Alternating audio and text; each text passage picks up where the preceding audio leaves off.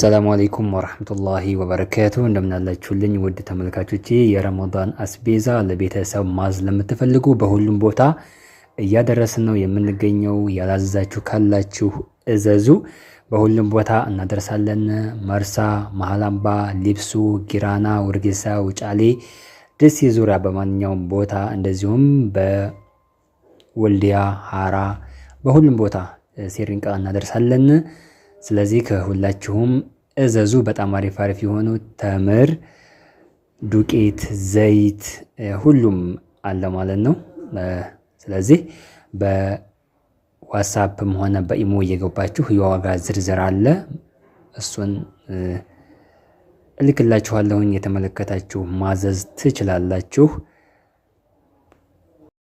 ስልክ ቁጥር 0922675529 ነው።